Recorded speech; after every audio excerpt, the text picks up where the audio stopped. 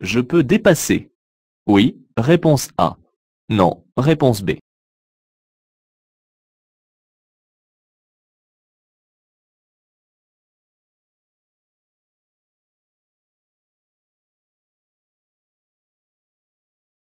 Mon véhicule est à peine plus large que celui d'en face.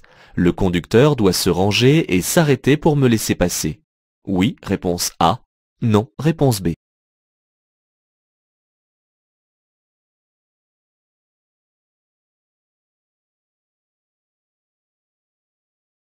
Un convoi exceptionnel est prioritaire. Oui, réponse A.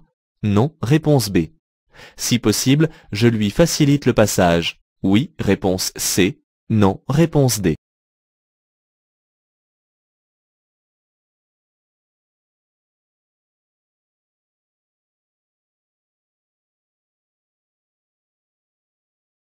Dans cette situation, je m'arrête. Réponse A.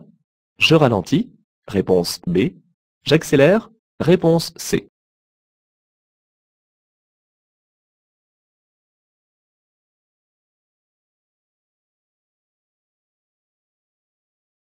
Je vais pouvoir circuler à 130 km/h. Réponse A. À 110 km/h. Réponse B. À 100 km/h. Réponse C. À 90 km/h. Réponse D.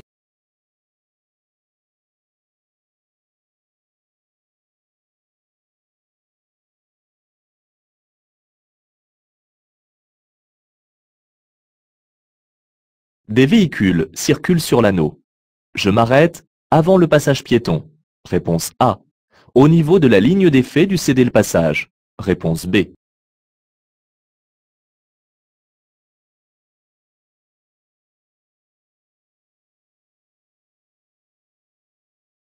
Le panneau barré d'un trait noir indique une fin de route prioritaire. Réponse A. Une obligation de céder le passage à droite à la prochaine intersection. Réponse B. Une obligation de marquer l'arrêt au stop à la prochaine intersection. Réponse C.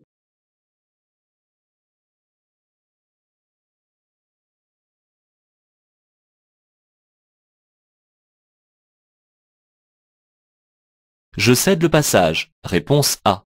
Je passe. Réponse B.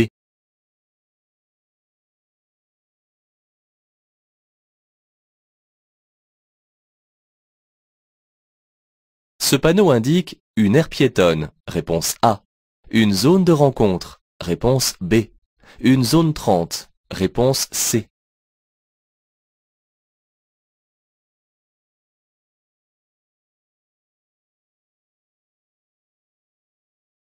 Je tracte une caravane. À l'endroit annoncé par la signalisation, je trouverai un point d'information touristique.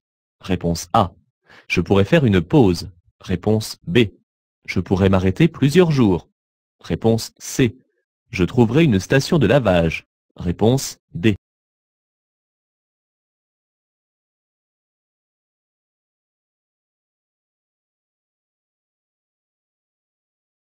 Après ce panneau, je peux éventuellement rencontrer des nids de poules.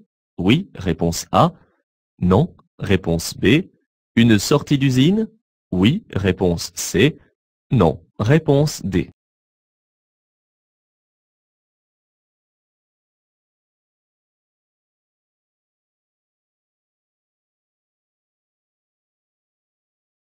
Dans ce parc, la circulation est interdite à tous les véhicules. Oui, réponse A. Non, réponse B.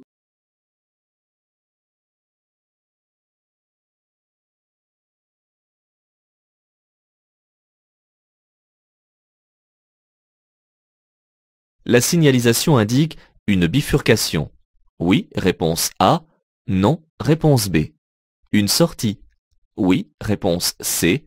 Non, réponse D.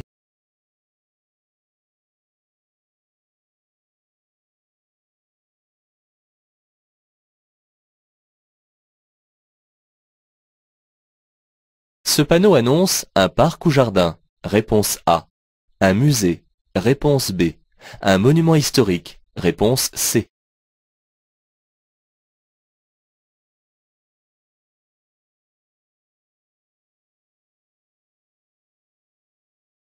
Je peux être concerné par ce panneau.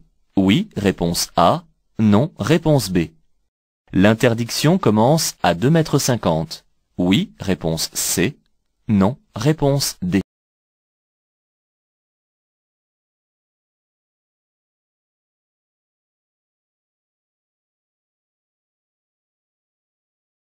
J'entre dans une zone de rencontre. Oui, réponse A. Non, réponse B. La circulation des motocyclettes est interdite. Oui, réponse C. Non, réponse D.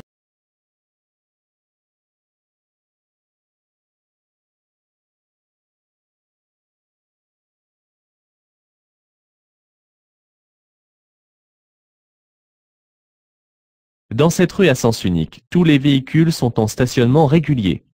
Oui, réponse A. Non, réponse B. Il devrait avoir les feux de position allumés. Oui, réponse C. Non, réponse D.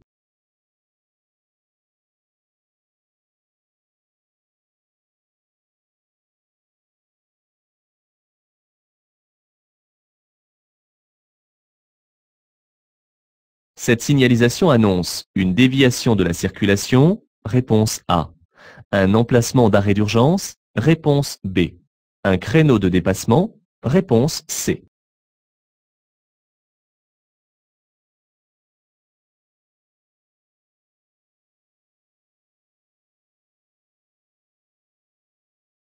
Stationner sur l'accotement juste à droite peut être considéré comme dangereux.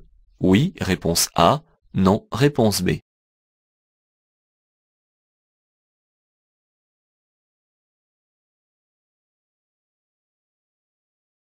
Je pourrais m'arrêter le long du trottoir. Oui, réponse A. Non, réponse B.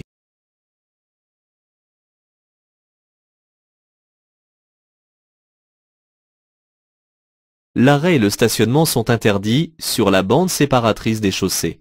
Oui, réponse A. Non, réponse B. Sur les accotements. Oui, réponse C. Non, réponse D.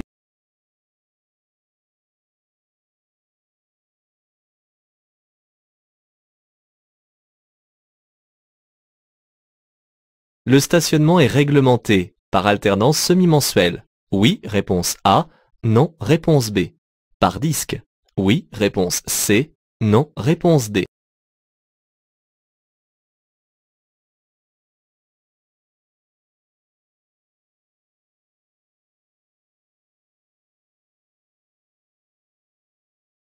Si j'arrive le premier sur le lieu d'un accident corporel, je dois, dans l'ordre, alerter, protéger et secourir. Réponse A. Protéger, alerter et secourir. Réponse B.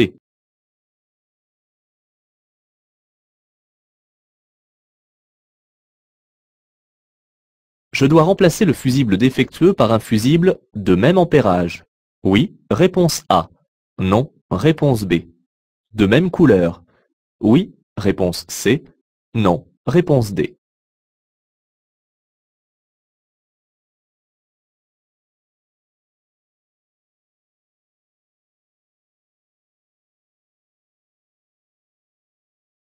Je dois régulièrement vérifier la propreté et l'éclairage de la plaque d'immatriculation. Oui, réponse A. Non, réponse B.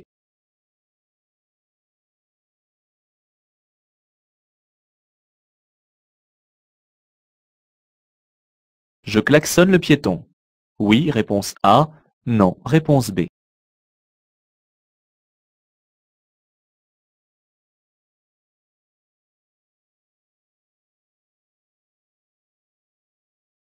Les feux de cet usager sont mal réglés. Oui, réponse A. Non, réponse B.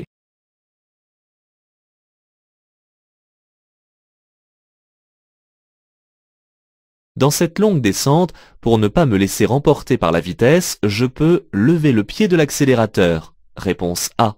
Freiner en continu. Réponse B. Rétrograder un rapport de vitesse. Réponse C.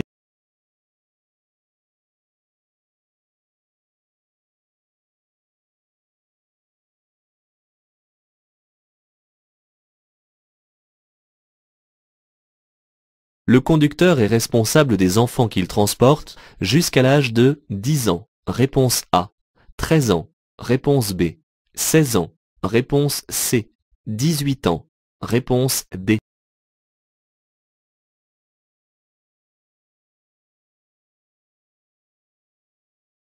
La chaussée n'est pas assez large pour permettre un croisement en toute sécurité. Je dois m'arrêter pour laisser passer le poids lourd. Réponse A. Le poids lourd doit s'arrêter pour me laisser passer. Réponse B.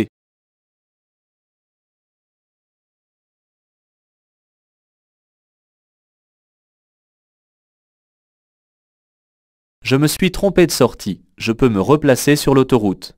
Oui, réponse A. Non, réponse B.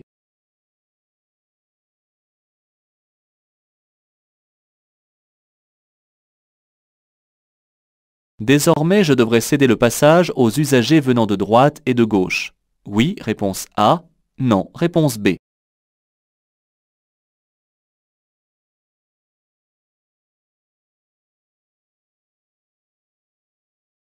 Je circule sur une route à caractère prioritaire. Oui, réponse A. Non, réponse B. On me cédera le passage sur 5 km. Oui, réponse C. Non, réponse D.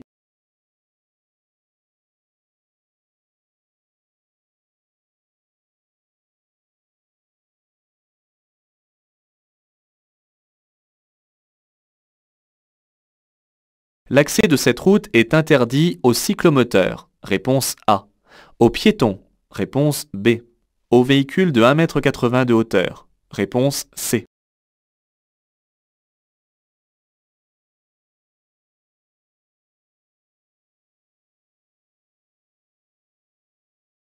À 150 mètres, il sera interdit de s'arrêter. Oui, réponse A.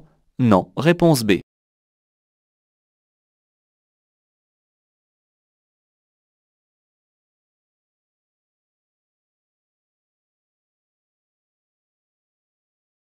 L'arrêt est interdit sur un pont. Oui, réponse A. Non, réponse B. En cas de panne, je me place à droite. Oui, réponse C. Non, réponse D.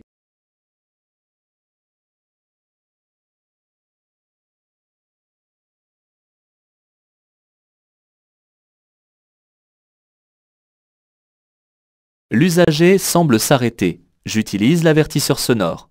Oui, réponse A. Non, réponse B.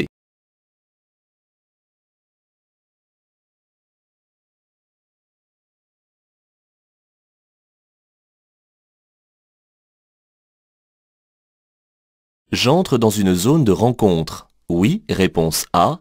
Non, réponse B. Je peux circuler ici à 30 km/h. Oui, réponse C. Non, réponse D.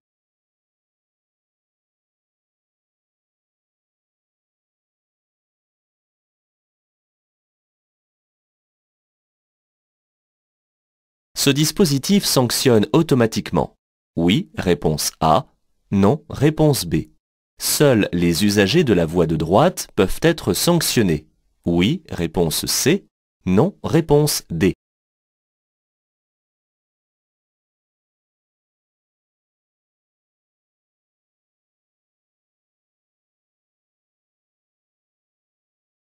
La responsabilité civile lors d'un accident est une assurance qui couvre mes dommages matériels. Oui, réponse A. Non, réponse B. Mes dommages corporels. Oui, réponse C. Non, réponse D.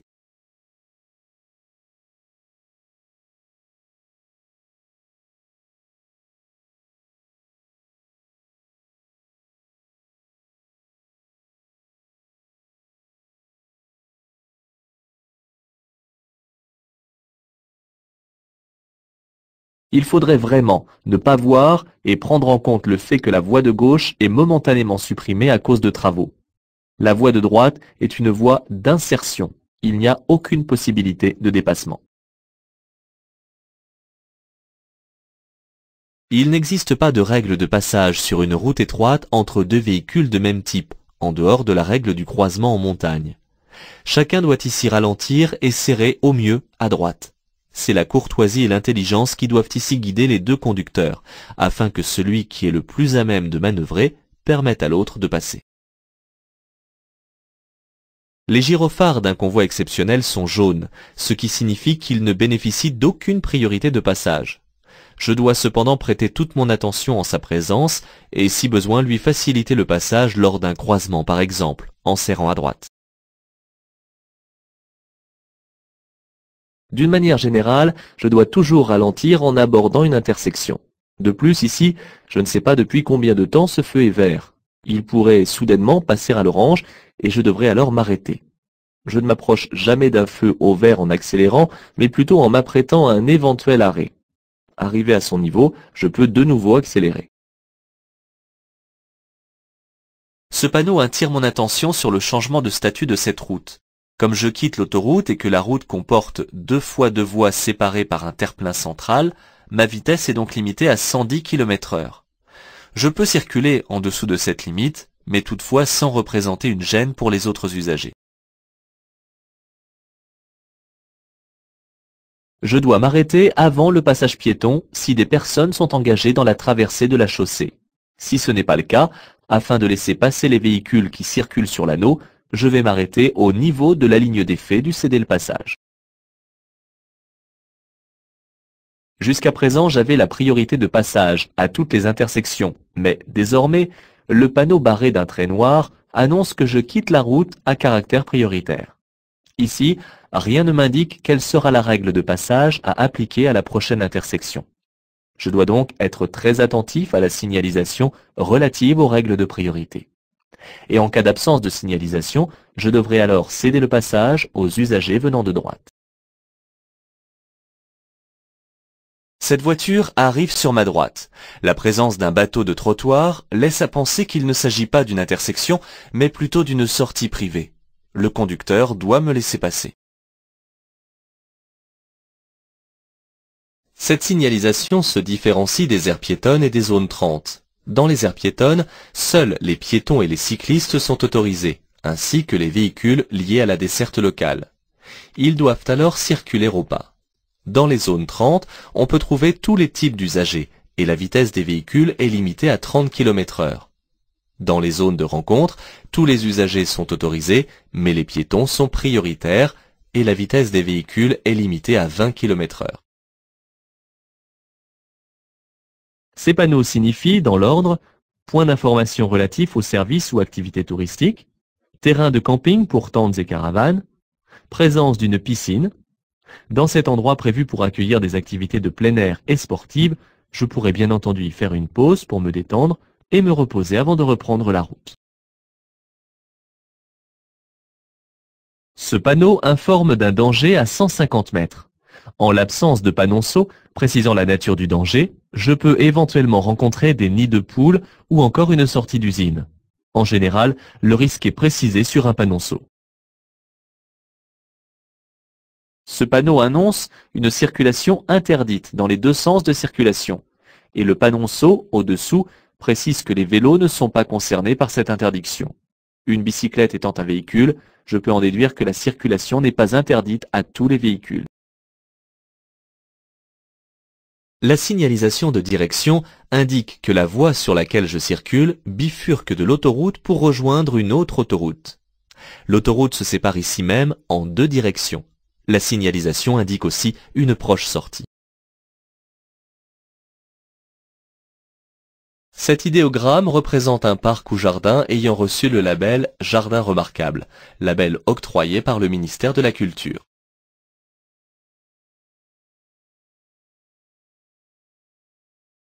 Le panneau interdit de tourner à droite à la prochaine intersection pour tous les véhicules dont la hauteur, chargement compris, excède 2,50 m.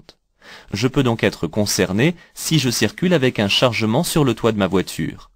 Le panonceau précise une hauteur de 2,50 m et non une distance.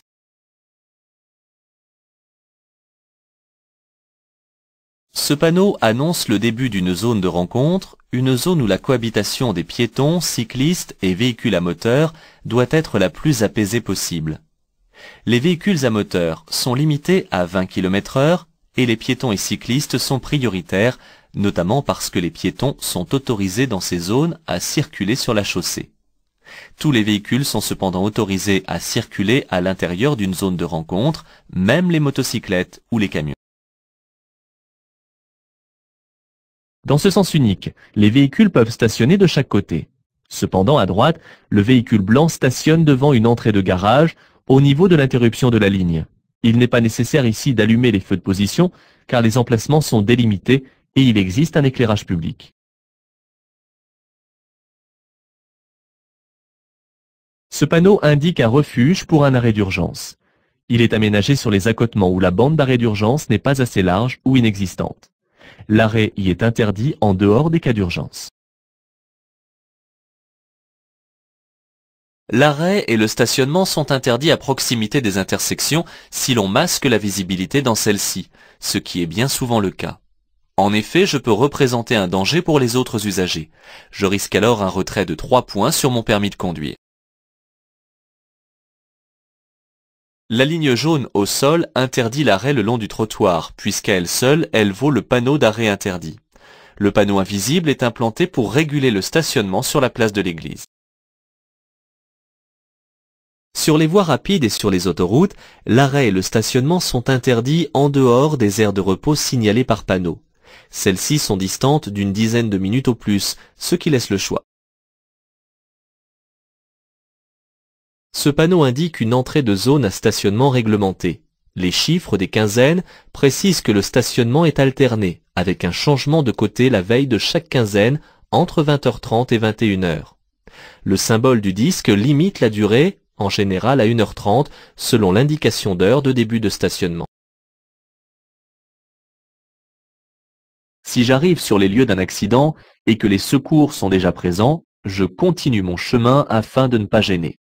En revanche, si j'arrive le premier, je dois, dans l'ordre, protéger les lieux afin de ne pas provoquer de nouvel accident.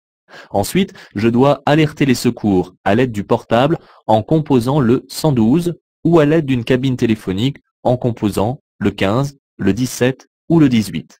Tous ces numéros sont gratuits. Enfin, je dois secourir les blessés si j'en ai les compétences. Chaque appareil électrique est protégé par un fusible. Quand un fusible est défectueux, il faut le changer, mais pas avec n'importe lequel. En effet, il faut le remplacer par un fusible de même intensité ou de même couleur, car chaque ampérage est défini par une couleur. Si l'on ne respecte pas ce montage, l'appareil électrique correspondant pourrait être endommagé. La plaque d'immatriculation arrière doit, de jour comme de nuit, être lisible à 20 mètres au moins. Je dois en permanence veiller à sa propreté et au bon fonctionnement de son éclairage. Le piéton empiète sur la chaussée. Toutefois, vu l'état des abords, je ne peux lui en vouloir. Afin d'éviter de se gêner mutuellement, je peux ici m'écarter tout en gardant une allure proche du pas d'un homme.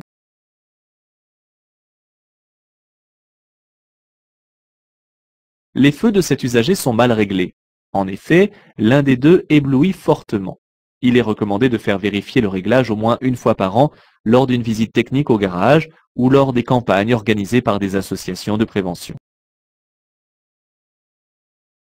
Dans cette longue descente, pour respecter les limitations de vitesse sans me laisser emporter, je peux ralentir en levant seulement le pied de l'accélérateur et, si nécessaire, utiliser le frein moteur en utilisant un rapport de vitesse inférieur. En revanche, je ne laisse pas mon pied en permanence sur le frein car les disques pourraient s'échauffer et devenir totalement inefficaces. Les enfants doivent être installés dans des sièges ou des rehausseurs, adaptés à leur taille. S'ils ont moins de 10 ans, ils sont transportés à l'arrière. À 16 ans, ils peuvent commencer à apprendre à conduire dans le cadre de l'AAC. Le conducteur est responsable des enfants jusqu'à ce qu'ils atteignent 18 ans. Il vérifie donc qu'ils sont bien attachés.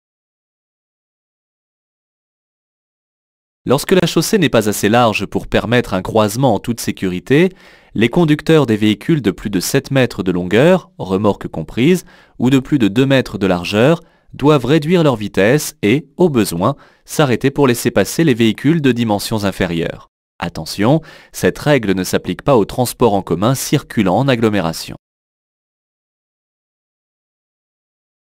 Placé où je suis, il est maintenant trop tard pour me replacer à gauche. En effet, j'ai déjà commencé à ralentir et ma vitesse est donc trop réduite par rapport à celle des usagers circulant sur l'autoroute. Je dois continuer et revenir sur cette autoroute par la prochaine bretelle d'accès. Ce panneau indique qu'en quittant cette autoroute, je ne devrais plus appliquer les règles de circulation particulières qui étaient établies. Cependant, il n'indique pas les règles de priorité à appliquer aux prochaines intersections.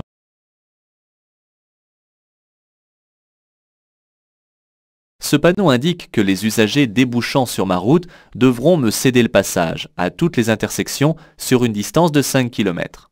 Ce n'est pourtant pas une route à caractère prioritaire dont le panneau est différent. Le premier panneau interdit l'accès de cette route aux véhicules dont la hauteur, chargement compris, est supérieure à 1,80 m. Le deuxième panneau interdit l'accès aux piétons. Enfin, le troisième interdit l'accès aux cyclistes. Celui qui circule à droite est en infraction. Ce panneau n'interdit pas à lui seul l'arrêt ou le stationnement, mais il est souvent déconseillé de le faire à cause du risque de chute de pierre. Lorsque le risque est élevé, on trouve alors le panneau d'interdiction d'arrêt et de stationnement. L'arrêt et le stationnement sont interdits sur un pont. Cependant, tomber en panne est totalement indépendant de la volonté du conducteur. Si cela m'arrive ici, je me range à droite pour dégager les voies de circulation. En agglomération, l'usage de l'avertisseur sonore est interdit, sauf cas de danger immédiat. Dans cette situation, ce n'est pas le cas. En effet, même si le conducteur du véhicule blanc s'est trop avancé, il attend et j'ai largement la place de passer dans cette rue à sens unique. Cette signalisation m'avertit de l'entrée dans une zone de rencontre, c'est-à-dire une zone où je peux rencontrer tout type d'usagers et où les piétons sont autorisés à circuler sur la chaussée sans y stationner. Les piétons bénéficient de la priorité sur les véhicules. La vitesse, à l'intérieur d'une zone de rencontre, est limitée à 20 km/h. Ce dispositif appartient au contrôle sanction automatisé, c'est-à-dire qu'il peut enregistrer une vitesse excessive et de façon totalement automatique, sans intervention humaine, déclencher un courrier avertissant le conducteur en excès de vitesse de la sanction qui lui sera appliquée en termes d'amende et de retrait de points. Attention, ce dispositif ne concerne pas seulement les usagers de la voie réservée aux véhicules lents. Toutes les voies sont couvertes par ce radar automatique. Certains radars peuvent également distinguer la vitesse en fonction des types d'usagers. Véhicules automobiles ou poids lourds dont la limite de vitesse n'est pas identique. La responsabilité civile est la seule assurance obligatoire. Elle doit couvrir tous les dégâts causés à autrui, qu'ils soient matériels ou corporels. En revanche, mes propres dégâts doivent être couverts par une assurance optionnelle de type individuel conducteur pour mes dégâts corporels et de type dommage pour mes dégâts matériels.